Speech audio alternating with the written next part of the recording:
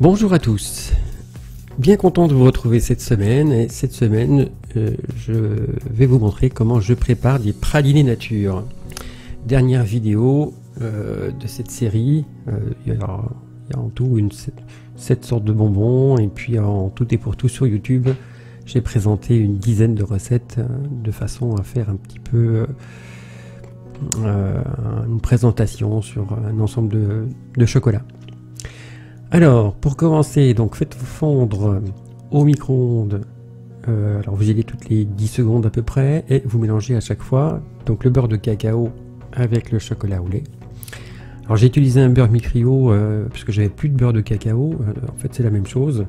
Le beurre Micrio est en poudre, on s'en sert pour certaines choses. Ce qu'il faut retenir, c'est le beurre de cacao. Puisqu'en fait son action ça va être de solidifier votre praliné. Sinon il n'est pas possible de tremper un praliné s'il est liquide. C'est pourquoi donc le beurre de cacao et le chocolat vont permettre de solidifier, pas trop non plus, hein, mais d'une certaine façon donc vos bonbons de façon à les tremper. Pardon. Voilà, donc c'est pas bien compliqué. Ce qu'il faut retenir en fait dans cette recette là, c'est de ne pas y aller trop fort. Donc vous chauffez une dizaine de secondes puissance maxi, vous mélangez jusqu'à ce que vous sentiez plus trop la chaleur et que les grains qui restent, ma foi, ne fondent plus. Et petit à petit, vous allez éviter en fait de trop chauffer le beurre de cacao puisque ça brûle hein, à partir de 60 degrés. Donc c'est à éviter. Voilà, une fois que c'est fait, vous mettez le tout dans votre praliné et vous le mélangez.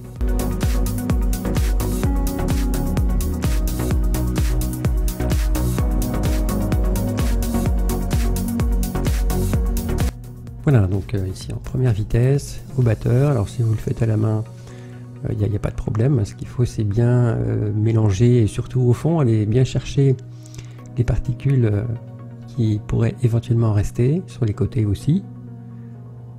Voilà, et pendant ce temps, eh bien, je vais faire un petit cadre sur une feuille de papier sulfurisé. Alors pour cela, j'ai des petites barres de métal qui font 1 cm d'épaisseur.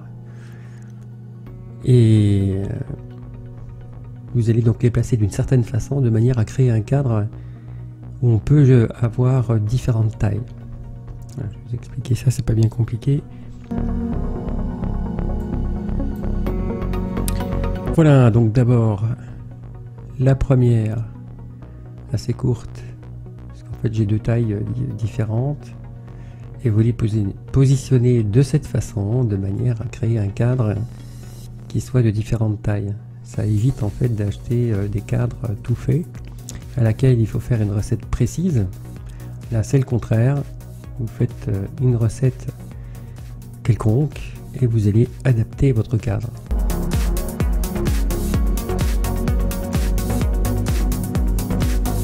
Voilà, alors en fait c'est des baguettes que l'on peut trouver un petit peu partout, dans des magasins de bricolage. Et ensuite vous les coupez à différentes dimensions selon vos besoins.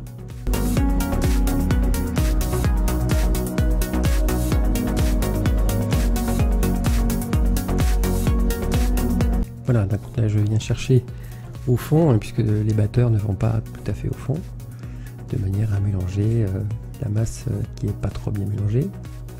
Si vous travaillez au batteur, prenez ce réflexe. On peut aussi éventuellement, pendant que ça se mélange, défaire la feuille et ça permet d'aller au fond. Mais j'ai pas très confiance en fait en ce système et je préfère le faire à la main, tout simplement. Voilà, une fois que votre praliné donc est devenu, c'est solidifié. Alors en fait il faut pas attendre trop longtemps afin que ça devienne trop dur, mais vous avez le temps hein, parce que ça durcit, mais ça durcit tranquillement. Et quand vous trouvez le moment où il est un petit peu entre les deux, suffisamment mou et suffisamment solide pour pouvoir le couper sans problème. Alors je peux pas vous donner une indication de temps réel puisque ça dépend de la température de votre pièce. Mais par contre, c'est pas difficile à déterminer. Il suffit de le toucher un petit peu sur le coin, vous allez vous rendre compte qu'il est un petit peu mou et pas trop dur. Mais c'est pas non plus un point précis en particulier, hein. Vous avez quand même une bonne marge de manœuvre pour pouvoir faire ce que vous avez à faire. Donc là, je viens mesurer les bonbons de 2 cm de côté, puisque donc ce sont des petits carrés, voilà, tout simplement. Et ensuite, eh ben, vous les coupez avec un petit couteau fin. Alors, même en prenant des mesures, vous allez vous apercevoir que il y a quand même quelques différences. Alors, si vous voulez vraiment quelque chose de parfait, comme on voit chez nos amis les chocolatiers, qui ont ce qu'on appelle une guitare, c'est un appareil avec des cordes métalliques qui vont couper en une seule fois un certain nombre de bonbons, des guitares, parce qu'il y a plein de cordes d'acier qui vont découper aux dimensions choisies.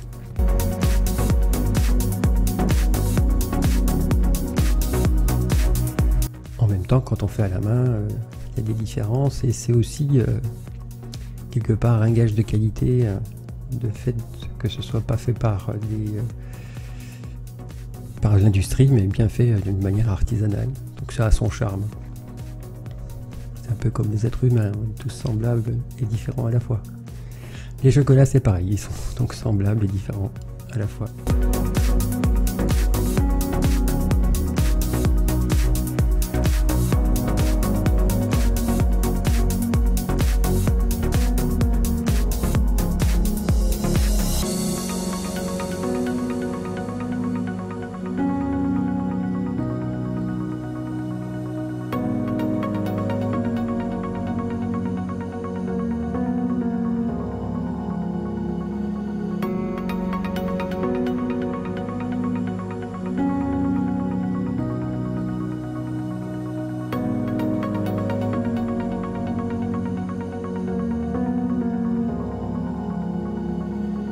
Voilà, une fois coupés et décollés, eh bien, il suffit donc de les positionner d'une manière régulière pour faciliter le trempage qui va suivre.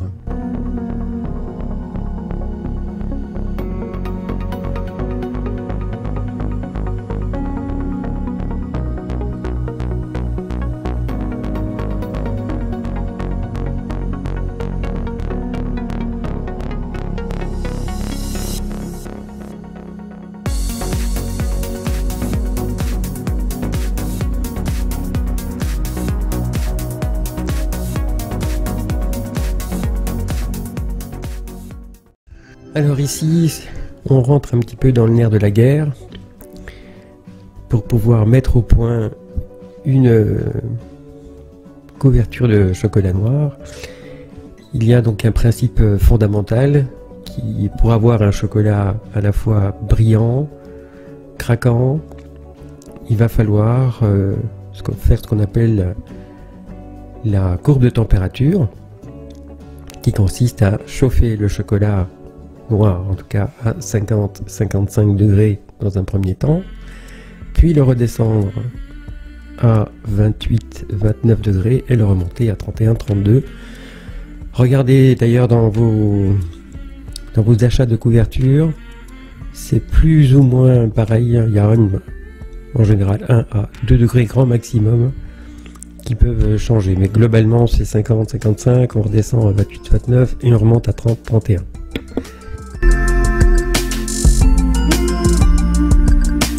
Alors pourquoi on fait ça? Tout simplement parce que tous les éléments qui composent la couverture de chocolat,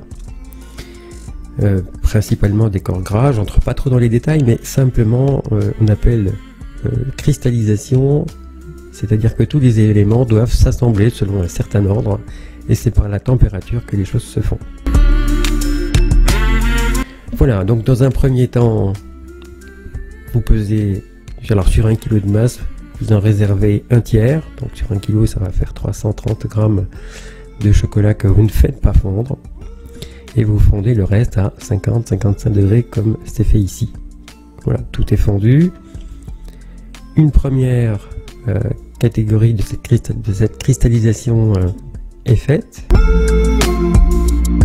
Et ensuite, en redescendant donc cette température à 28-29, on met ces deuxièmes éléments en place. Voilà, 53. Donc on est bien, puisque c'est entre 50 et 55 degrés.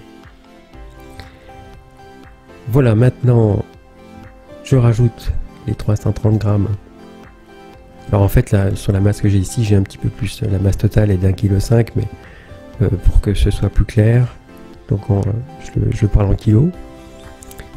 Donc vous enlevez un tiers, les 330 grammes, on les met dedans et on fait descendre à cette température. Alors ce qui est important, bon, la température est importante évidemment, mais pas seulement.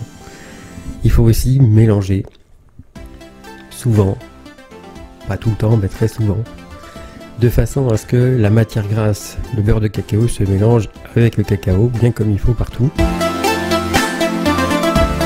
Et c'est de cette façon que l'on réussit une cristallisation. Ce n'est pas qu'une question de température, il faut travailler ce chocolat. Donc vous voyez, ça fond relativement vite au départ, puisqu'on est à 53 degrés. Et puis ça va descendre assez fortement au début, et puis doucement, en fait, on va atteindre la température de 28-29 degrés. En principe, ça fond totalement. Ça résiste un petit peu à la fin. C'est-à-dire qu'on peut trouver encore quelques petits grains de chocolat pas fondu. Ça peut, c'est possible, ça dépend si vous faites l'été, l'hiver. Il y a quelques différences qui se jouent à ce niveau-là. Mais globalement, en fait, on arrive à la bonne température. Si c'est pas le cas, alors supposons au contraire que tout soit fondu, ne rajoutez pas de chocolat dedans, laissez votre couverture dehors, travaillez de temps en temps, surveillez sa température jusqu'à 28-29.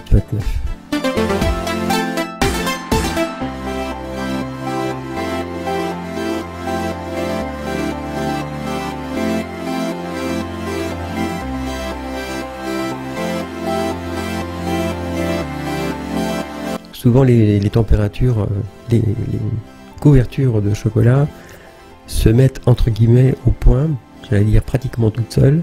Bon, c'est pas tout à fait le cas puisqu'il faut quand même les mélanger, mais elles y viennent doucement, il faut pas trop brusquer, ça sert à rien. Si vous rajoutez du chocolat, les grains en fait seront relativement épais. Alors ça dépend, si vous prenez du chocolat que vous coupez très finement et qui fond rapidement, alors là pas de souci. Mais sinon, il est souhaitable d'attendre.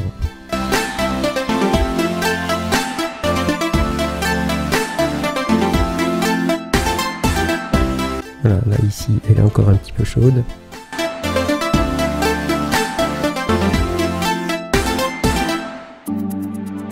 Donc c'est ce que je vais faire, je vais la laisser tranquille jusqu'à ce qu'elle soit à la température idéale.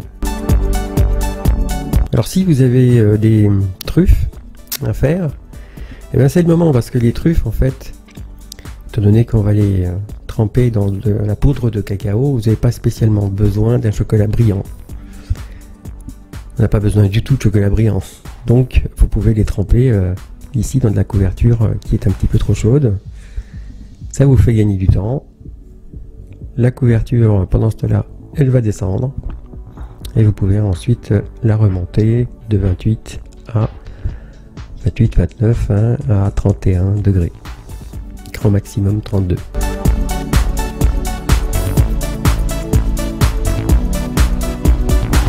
Faites un test. Prenez un petit peu une petite feuille de papier sulfurisé, trempez-la une face dedans, mettez au frigo, au réfrigérateur, et la couverture doit cristalliser en 15 secondes. Elle doit être craquante, vous devez la casser. Si elle est souple, c'est que le chocolat n'est pas au point.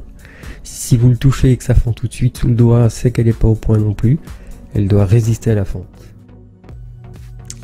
Alors ici, avec la fourchette, vous trempez donc les bonbons un par un. Vous laissez bien tomber l'excédent et ensuite vous posez, voilà, doucement, et un petit coup de fourchette sur le côté pour le décor.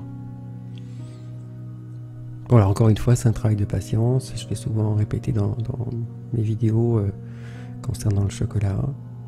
Vous comprenez pourquoi.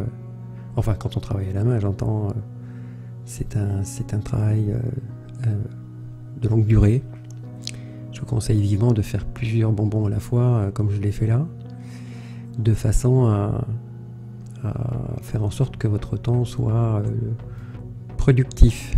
En effet, si vous faites une seule catégorie de bonbons, c'est un peu dommage de faire tout ce travail pour seulement tromper quelques bonbons. Vous allez vous rendre compte que le travail de la couverture est le plus long. Alors évidemment, ça dépend de la quantité aussi. Si vous en faites que 500 grammes, comme je vous le conseille en début de vidéo, ça ira relativement vite.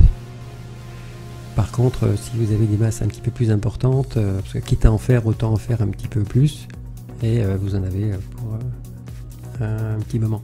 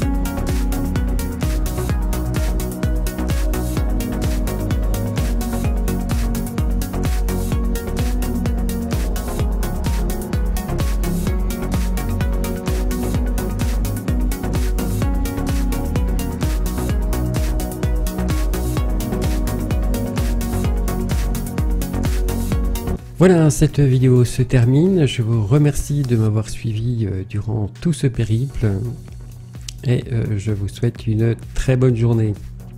À très bientôt. Au revoir.